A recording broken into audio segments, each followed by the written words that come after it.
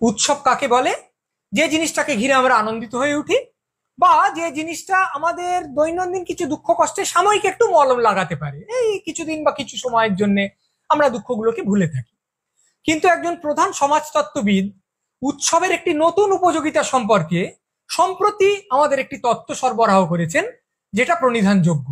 তিনি বলছেন, উৎসব যদি শুরু হয়ে যায় তাহলে তোমার প্রতিবাদ থেমে থাকতে হবে, প্রতিরোধ থেমে থাকতে হবে, বিদ্রোহ থেমে থাকতে হবে।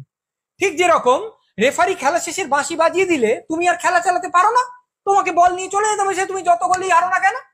ঠিক সেইভাবে তোমার মনের মধ্যে যতখানি ক্ষোভ সঞ্চিত হোক না কেন, যতখানি ক্রোধ পুঞ্জীভূত থাক না কেন, সেটাকে আর তুমি উগরে দিতে পারবে না, আছড়ে ফেলতে পারবে না, কারণ এবার উৎসব শুরু হয়ে গেছে।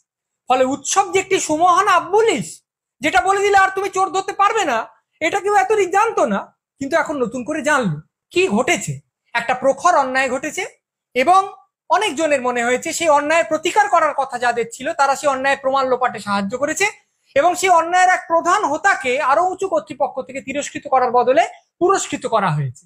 ফলত একটা সমাজ দাঁড়িয়ে থাকে যে প্রতিশ্রুতিগুলোর ওপর, যার মধ্যে একটা প্রধান প্রতিশ্রুতি হলো এই যে কেউ যদি অন্যায় করে তাকে চিহ্নিত করে শাস্তি দেওয়ার চেষ্টা করতে হবে, সেটাই লঙ্ঘিত হয়েছে।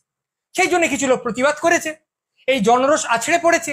এবং এটাও একটু বুদ্ধি থাকলেই বোঝা যায় যে এই অন্যায়টাকে কেন্দ্র করে জনরোষটা আছড়ে পড়লেও আসলে শাসক দলের বা সরকারের অনেক দিনের অনেকগুলো অন্যায়ের বিরুদ্ধে ক্রোধ ও ক্ষোভ পুঞ্জীভূত হচ্ছিল, এটাকে উপলক্ষ করে সেটা পুরোটা উগরে আসছে।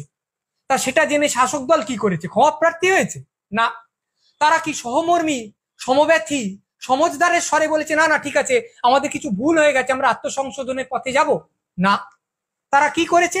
তারা কট্টর শাসকের স্বরেই বলেছে যে ভাই এসব করতে যাসনি। তাদের কিছু চেলা চামুন্ডা আছে যারা হুমকি দিয়েছে যে অমুকের বিকৃত ছবি আমরা পোস্টার করে টাঙাবো, তমুককে বেরোতে দেবো না। কোথাও মিছিলে, শান্তিপূর্ণ প্রতিবাদী মিছিলে লাঠি চালানো হয়েছে, তারা যা এঁকেছে সেগুলোকে মুছে দেওয়ার চেষ্টা করা হয়েছে। এবং তারপরে এই শাসকের প্রধান একজন মানুষ এই আশ্চর্য উৎসবের তত্ত্বটা এনে হাজির করলেন। তত্ত্বটা কি? সেটা হচ্ছে, বাবা যা হয়েছে হয়েছে, এবার উৎসবে ফিরে এসো, পুজোয় ফিরে এসো, মানে বিপথে যাচ্ছিলে এবার ফিরে এসো। সেই অভিভাবকরা বলেন না যে এই অনেক খেলা হয়ে গেছে, এবার কিন্তু 7টা বেজে গেছে, পড়তে বসো। ফলে অনেক প্রশ্রয় দিয়েছি, অনেক ছাড় দিয়েছি, আন্দোলন আন্দোলন খেলা হয়ে গেছে, বিদ্রোহ বিদ্রোহ খেলা শেষ, এবার সোজা সুজি এসে আনন্দের স্কুলে ভর্তি হয়ে যাও, কারণ উৎসব শুরু। অর্থাৎ ঢং করে বাজনা বেজে গেছে। এতদিন উৎসবকে একটা সাময়িক নিরাময়ের কাণ্ড হিসেবে অনেকজন লোক অভিহিত করেছেন, কিন্তু কেউ উৎসবকে বলেননি যে এটি একটি সুদৃঢ় জবনিকা।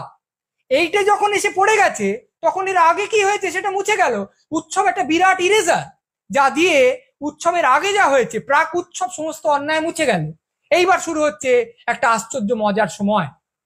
নগর পুড়ছে, দেবালয় পুড়ছে, কিন্তু ঢং করে যেহেতু ঘন্টা বেজে গেছে, যেহেতু ক্যালেন্ডারে লাল তারিখ এসে গেছে, সেহেতু তোমায় জ্বলন্ত সত্য থেকে মুখ ফিরিয়ে হই হই করে এগরোল খেতে হবে, মাটন রোল খেতে হবে, দুয়ার তুলে নৃত্য করতে হবে, মেলা বসাতে হবে, জলসা ঘটাতে হবে।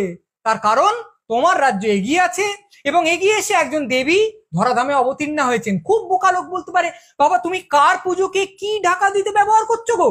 যে পুজোয় দেখানো হয় একজন নারী অশুভের বিনাশ করছেন, যে পুজোয় নারী শক্তির উদ্বোধন হয়, নারী শক্তির উদযাপন হয়, নারী শক্তিকে পুজো করা হয়, সেই পুজোটা ব্যবহার করে তুমি ঢাকা দিচ্ছ এমন একটা আন্দোলনকে যা নারী নির্যাতনের বিরুদ্ধে, যা নারীর সার্বিক সম্মান বৃদ্ধির পক্ষে। কিন্তু সব প্রতীক টতীক এইসব নিয়ে কথা বলে একটু নেকার।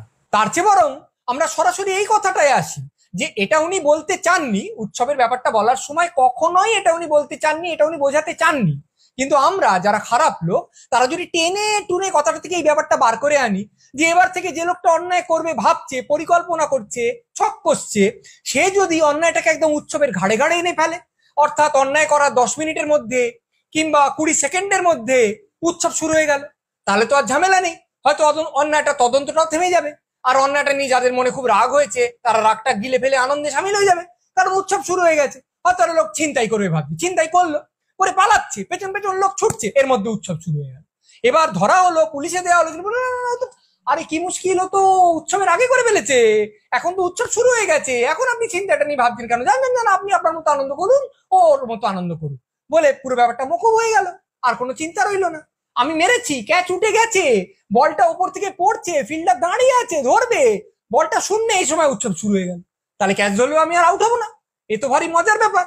তাহলে ঠিক ঠিক পরিকল্পনা করতে পারলে, একদম উৎসব অনুযায়ী জিনিসটাকে টাইটায় এনে ফেলতে পারলে, যে লোকটা অপরাধ করছে সে লোকটা গায়ে ফু দিয়ে শীষ দিতে দিতে বেরিয়ে যেতে পারবে, তার গায়ে আঁচড়টিও লাগবে না। আমাদের সবসময় মনে রাখতে হবে, আমাদের এক মহাকবি কি অসামান্য সমস্ত পংক্তি লিখে গেছেন, সেগুলো আমাদের মনে রেখে মাঝে মাঝে আবৃত্তি করতে হবে। সেগুলো কি? অন্যায় যে করে আর অন্যায় যে সহে, উৎসব তাদের ঘিরে নদী সম বহে। অন্যায় প্লাস্টিকে মুড়ে উৎসবের স্রোতে ফেলে দাও, ভেসে যাবে নানান হুজ্জতে।